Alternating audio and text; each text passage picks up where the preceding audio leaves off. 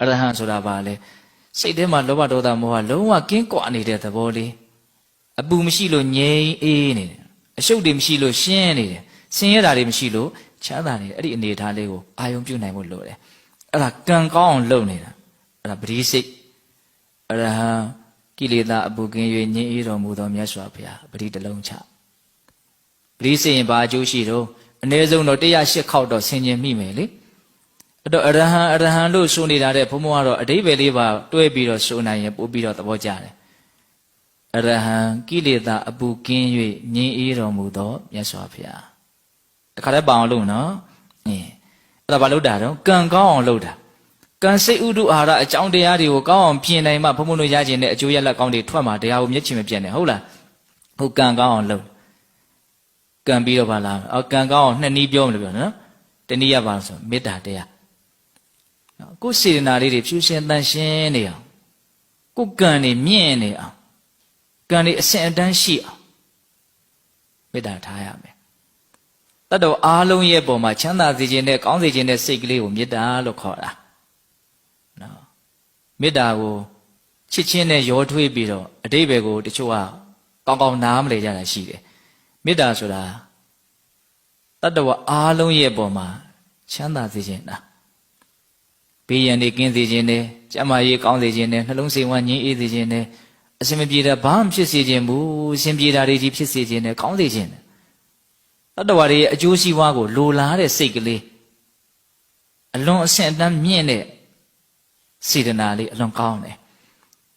အဲ့ဒီမေတ္တာစိတ်ခဏခဏဖြစ်အောင်လုပ်ပြီးတော့လည်းပဲကိုယ့်ရဲ့ကံကိုမြင့်တင်ရမှာနော်အဲ့ဒါကိုလည်းနှုတ်နဲ့အရင်ရွတ်ဆိုအာလုံသောတတ္တဝါတွေ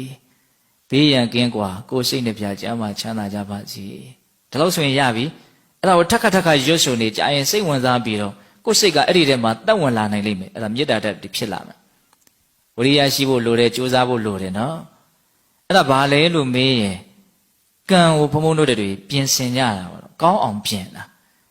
ဟုတ်လားဘာနဲ့ပြင်မလို့အနှစ်ချုပ်ကလေးတွေပဲဘုံဘုံပြောချင်တာပေါ့နော်ဗုဒ္ဓနုတ္တိနဲ့မေတ္တာမြတ်စွာဘုရားရဲ့ဂုဏ်အည်သွေးကိုစဉ်းစားဆင်ခြင်ခြင်းနဲ့တတ္တဝါတွေရဲ့ပုံမှာကောင်းစေခြင်းနဲ့စိတ်ထားခြင်းပေါ့ဟုတ်လားဒါဆိုရင်ကံကောင်းမယ်ပြောချင်တာတွေကအများကြီးရှင်းဆက်သွားမယ်နော်ကံပြီးရင်ဘုန်းဘုန်းတို့ဘာကိုပြင်ရမှာတော့စိတ်ကိုပြင်ရမယ်တဲ့စိတ်ကိုဘယ်လိုပြင်ရမှာတော့လူရင်းပြောရင်စိတ်ကိုချမ်းသာအောင်လုပ်ရမယ်စိတ်ကိုမတုန်လှုပ်အောင်လုပ်ရမယ်နော်စိတ်ကိုမဆင်းရဲစေရဘူးစိတ်ကိုမတုန်လှုပ်စေရဘူးစိတ်ကိုချမ်းသာစေရမယ်စိတ်ကိုတည်ငြိမ်စေရမယ်ဆိုအဲ့ဒီခံယူချက်ရှိရမယ်နှစ်ချက်ပြောတယ်နော်စိတ်ကိုမဆင်းရဲစေရဘူးစိတ်ကိုမတုန်လှုပ်စေရဘူးဘာပဲဖြစ်စေရမလဲစိတ်ကိုချမ်းသာစေရမယ်စိတ်ကိုတည်ငြိမ်မှုပဲရှိနေစေရမယ်အဲ့လိုဆိုရင်စိတ်မဆင်းရဲအောင်စိတ်ချမ်းသာအောင်ဘယ်လိုလုပ်မလို့စိတ်ကိုမဆင်းရဲအောင်လုပ်ရင်စိတ်ကချမ်းသာတာပဲစိတ်ကိုမတုန်မလှုပ်အောင်လုပ်ရင်စိတ်ကငြိမ်သွားတာပဲအဲ့လိုဆိုရင်စိတ်ကိုဆင်းရဲအောင်နှိပ်စက်တာဘယ်သူတော့စိတ်ကိုတုန်လှုပ်အောင်လုပ်တာဘယ်သူတော့လောဘဒေါသမောဟနော်လူချင်းမမောမှုတွေပြင်းထန်ရင်စိတ်ဆင်းရဲတယ်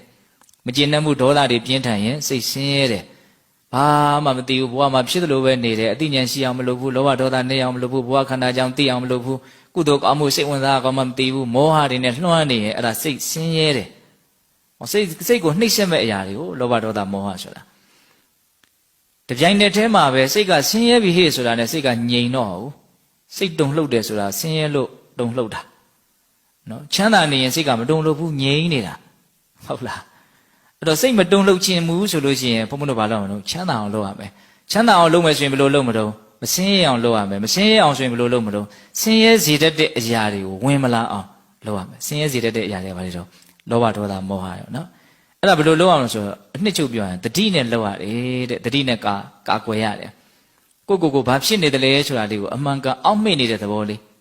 ဟိုနေ့ကတော့ဦးဇင်းတို့ပြောသေးတယ်လေကိုဘာဖြစ်နေလဲဝင်လေလေးဝင်နေတယ်ထွက်လေလေးထွက်နေတယ်ပုံမှန်ဖြစ်နေတယ်